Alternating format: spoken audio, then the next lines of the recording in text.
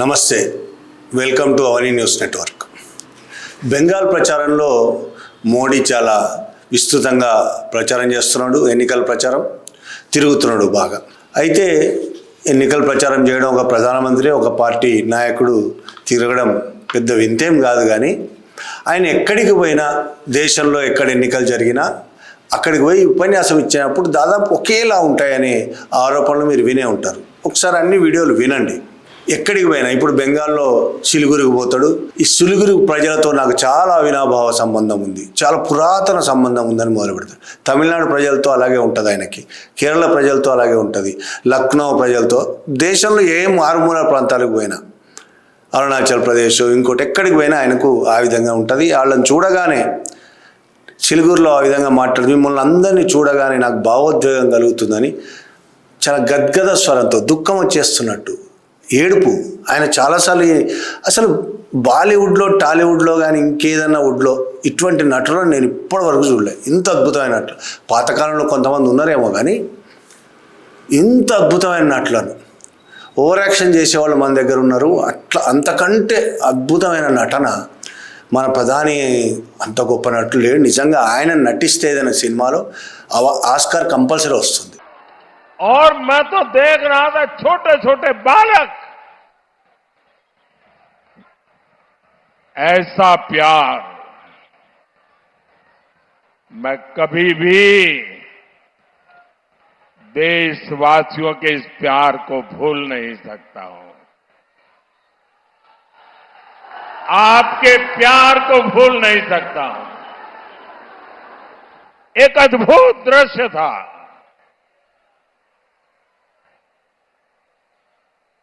बहुत बड़ी संख्या में बुजुर्ग, दादा दादी की उम्र के लोग ఆశీర్వాద్ దే రహే థే. అటువంటి నటన ఇప్పుడు బెంగాల్లో కూడా మొదలుపెట్టి, ఇంకా నటనే కాదు, ఈ ట్రిక్కులు ఉంటాయి ఆయనవి. ఆయన ర్యాలీ వెళ్తుంటుంది, సడన్గా ఒక అంబులెన్స్ వస్తుంది, ప్రతి దగ్గర ఒక అంబులెన్స్ వస్తుంది.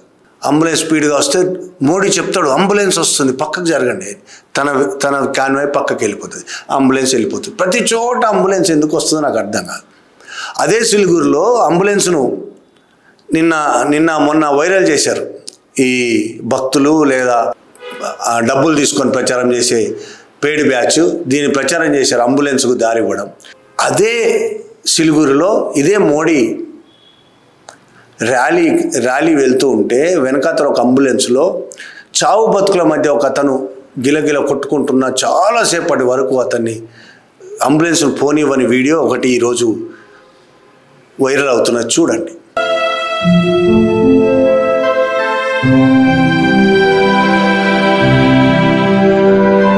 నిజానికి అరేంజ్ చేసుకున్న అంబులెన్సులు పంపించడానికి, నిజంగా అంబులెన్సులు పంపించడానికి చాలా తేడా ఉంది.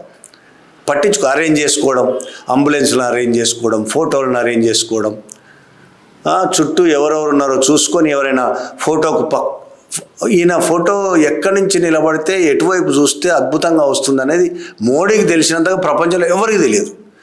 అట్లా ఎవరైనా పక్కకు వస్తే ఆయన విదేశీ మంత్రులైనా సరే, విదేశీ రాష్ట్రపతులు, వాళ్ళని పక్కకు తోయడం, ఈయన మొహం పర్ఫెక్ట్గా కనబట్టేటట్టు చూడడం, ఈ అద్భుతమైన మనిషి.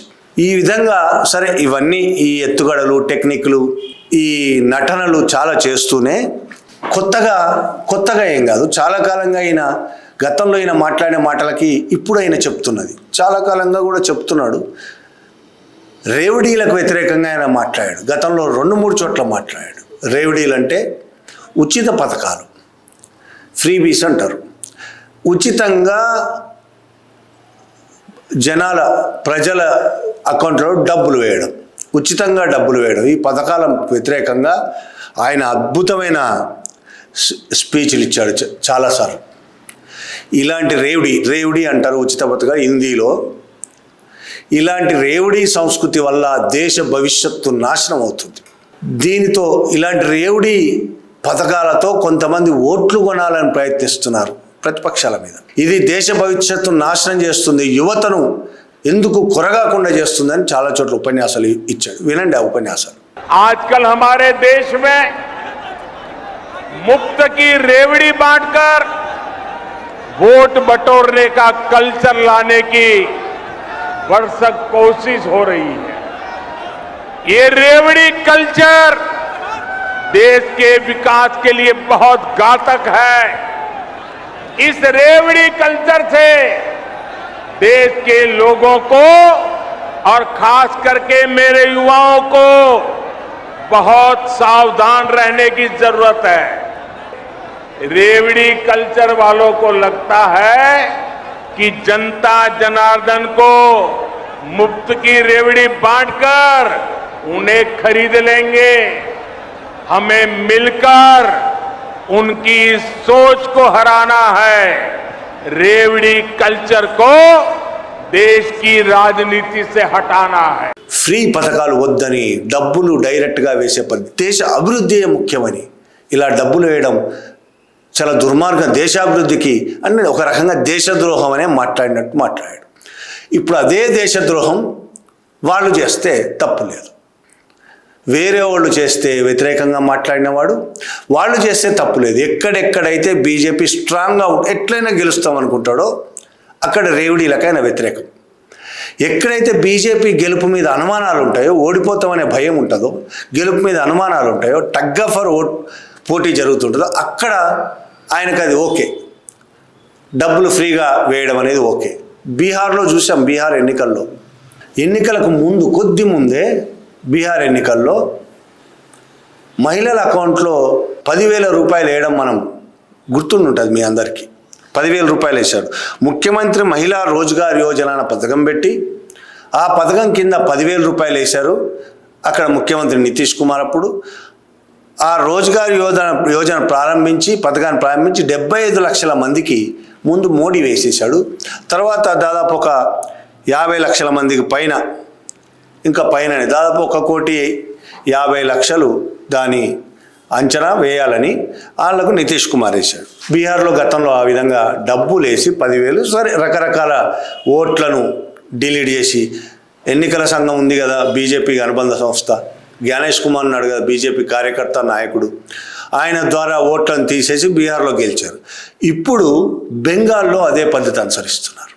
ఒకవైపు ఫ్రీబీలు, రేవడీ పథకాలు, ఫ్రీగా డబ్బులు అకౌంట్లలో వేయడాలు, వాళ్ళు చెప్పిన దానికి వ్యతిరేకంగా విరుద్ధంగా, దీన్నే 2 నాలుకల ధోరణి అంటారు. అదొకటి. ఎలాగో ఓట్లు 91 లక్షల మంది ఓట్లను తీసేశాడు బెంగాల్లో. వాళ్ళందరూ దాదాపు ప్రతిపక్షాలకు వేశారు. సిపిఎంకో, టీఎంసీకో, కాంగ్రెస్కో వేసేవాళ్ళు, బీజేపీకి వేయరు వాళ్ళు. అటువంటి 91 లక్షల మంది ఓట్లు తీసేశారు. అది కూడా సరిపోదు, అయినా ఓడిపోతామనే భయంతో ఇప్పుడు ఫ్రీబీలు ప్రకటించాడు. మోడీ స్వయంగా ప్రకటించాడు బహిరంగ సభలో. 3,000 రూపాయలు ప్రతి మహిళకు ఇస్తాం, ప్రతి మహిళకు 3,000 రూపాయలు. हमारी सरकार में महिलाओं के बैंक खातों में योजनाओं का पूरा पैसा आएगा, बिना कट कमीशन के आएगा, सीधा उनके खाते में आएगा।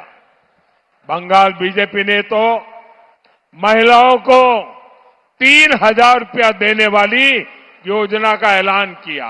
అంతకు ముందు ఫ్రీ పథకాలను అమిత్ షా తన ఎన్నికల మేనిఫెస్టో రిలీజ్ చేస్తూ ప్రకటించాడు.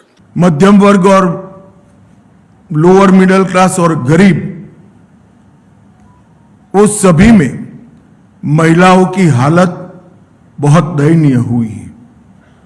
जब तक ये गड्ढा नहीं भरता है तब तक भारतीय जनता पार्टी की सरकार हर महीने 1 से 5 तारीख के अंदर 3,000 रुपया हर माता के बैंक अकाउंट में ट्रांसफर करेंगे। बेरोजगार युवाओं को 3,000 की मासिक आर्थिक सहायता देने का भी भारतीय जनता पार्टी भरोसा दिलाती है। टीएमसी के 15 वर्ष के भ्रष्टाचार के लिए हम एक श्वेत पत्र जारी करेंगे और सरकार की पाई जिन भ्रष्टाचारियों ने खाई है उनको कानून के जरिए जेल की सलाखों के पीछे भेजने का काम भारतीय जनता पार्टी करेगी। जितनी भी राजनीतिक हिंसा हुई है, चाहे वो किसी भी दल के खिलाफ हुई हो, उसकी जांच के लिए सुप्रीम कोर्ट के रिटायर्ड जज का कमीशन बनाकर त्वरित गति से वो सारे केस अंजाम तक हम पहुंचाने का काम करेंगे। कानून और व्यवस्था इसकी स्थिति पर भी एक श्वेत पत्र जारी करेंगे। इसके 2 हिस्से होंगे। पार्ट ए में किस प्रकार से 15 साल में कानून और 20,000 की आर्थिक सहायता और 6 पोषण किट उसकी गर्भावस्था के कालखंड में हम देंगे और तुरंत जो युवा ग्रेजुएट हुए हैं उनको आगे के प्रयास के लिए 3,000 का मासिक भत्ता प्रदान किया जाएगा। प्रतियोगी परीक्षाओं में तैयारी करने के लिए 15,000 की एक मुफ्त वित्तीय सहायता युवाओं को दी जाएगी। हम प्रधानमंत्री किसान सम्मान निधि के अंदर राज्य की ओर से 3,000 जोड़कर हर किसान को 9,000 की वित्तीय सहायता हर साल हम देने का काम करेंगे। ఒక్కొక్క మహిళకు మహిళలందరికీ ఒక్కొక్క మహిళకు నెలకు 3,000 రూపాయలు ఇస్తారు. బెంగాల్ మొత్తం జనాభా 10 కోట్లు, అందులో మహిళలు 5 కోట్ల పైనే ఉన్నారు. 5 కోట్ల పైన మహిళలు ఉన్నారు. అదే 18 ఏళ్ళు నిండిన వారైతే 4 కోట్లు ఉన్నారు. ఏది 18 ఏళ్ళు నిండిన వాళ్ళకు వేస్తారా, తక్కువ మందికి నిండని వాళ్ళకు కూడా వేస్తారా అనేది చూడాలి ఏం జరుగుతుందో. ప్రతి ఒక్కరికి 3,000 వేస్తారంట. నిరుద్యోగ యువతి యువకులకు 3,000 మహిళలకు వేస్తారు. మళ్ళీ నిరుద్యోగ యువతి యువకులకు నెలకు 3,000 వాళ్ళకు కూడా, యువకులకు యువతులకు కూడా. నిరుద్యోగులు అయితే వాళ్ళకు ఒక 3,000. గర్భిణీ మహిళలకు గర్భం ధరించిన తర్వాత ఒక్కసారి 21,000 రూపాయలు వాళ్ళకి ఇస్తారు. ఇలా డబ్బులు పంచే మన దగ్గర ఎట్టయితే కాంగ్రెస్ తెలంగాణలో ఫ్రీ బస్సు, ఏపీలో వాళ్ళు కూటమి ఫ్రీ బస్సు, మహిళలకు ఫ్రీ బస్సు అనేది బెంగాల్లో కూడా బీజేపీ ప్రకటించింది. ఇలా కోట్ల రూపాయలు ఫ్రీగా ఇవ్వడాన్ని సమర్థిస్తామా వ్యతిరేకిస్తామా పక్కన పెట్టండి. కానీ ఒకవైపు ఒక చోటేమో వ్యతిరేకిస్తూ ఇంకొక వైపు తామే ఆ పని చేయడం అనేది ఎట్లా సమర్థించుకుంటారు దీన్ని? మోడీ కానీ అమిత్ షా కానీ సమర్థించుకోవడానికి ఏం వాదనలు ఉన్నాయి వాళ్ళ మీద? ఒకవైపు దేశ వికాసం కోసం ఇవన్నీ మానేయాలి, ఫ్రీలు ఇవ్వద్దు, దేశ అభివృద్ధి మనకు ముఖ్యం, తక్షణంగా డబ్బులు వేయడం కాదు అని మోడీ మాట్లాడతాడు. ఇంకొక వైపు ఈ విధంగా 3,000 రూపాయలు ఫ్రీ, 21,000 ఫ్రీ, ఇట్లా ఫ్రీగా డబ్బులు ఓడిపోతామని ఎక్కడైతే అనుమానం వస్తుందో ఇప్పుడు బెంగాల్లో అదే పరిస్థితి ఉంది. బెంగాల్లో తీవ్రమైన పోటీ ఉంది. ఎలాగైనా గెలవాలి బెంగాల్లో, అది వాళ్ళ పట్టుదల. బెంగాల్ను ఆక్రమించుకుంటే తప్ప దేశంలో చాలా పెద్ద రాష్ట్రాలన్నీ వాళ్ళ చేతుల్లో ఉన్నాయి. ఇప్పుడు బెంగాల్ను కూడా ఆక్రమించుకుంటే తప్ప వాళ్ళ కోరిక తీరదు. బెంగాల్ ఆక్రమించుకోవాల్సిందే ఎటువంటి పరిస్థితుల్లో.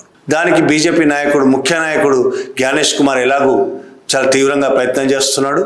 బీజేపీ ముఖ్య నాయకుడు అంటున్నా ఆయన ఎన్నికల కమిషనర్, చీఫ్ ఎన్నికల కమిషనరు, బీజేపీ ముఖ్య నాయకుడు కూడా ప్రస్తుతం అదే రోల్ పోషిస్తున్నాడు.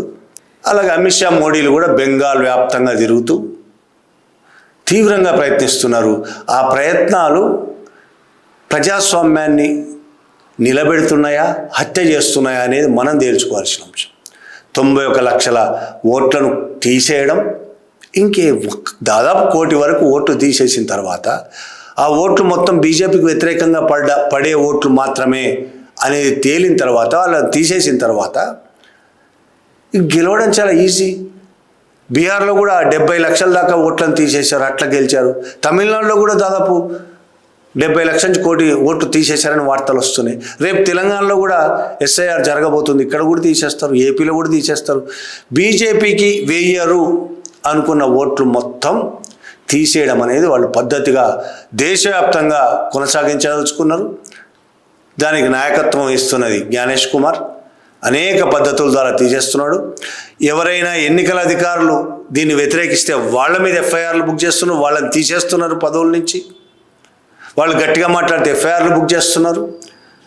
చాలా దుర్మార్గమైన పరిపాలన సాగుతున్నది. ఇలాంటి దశలో అది మాత్రమే సరిపోదని ఇట్లా ఫ్రీ ఇవ్వడానికి కూడా మొదలుపెట్టాడు మన మోడీ, అమిత్ షాలు. దీన్ని ఫ్రీ ఇవ్వద్దన వైపు చెప్తూనే ఇంకొక ఫ్రీ ఇవ్వడాన్ని ఎట్లా అర్థం చేసుకోవాలో మీరే ఆలోచించండి. Thank you very much.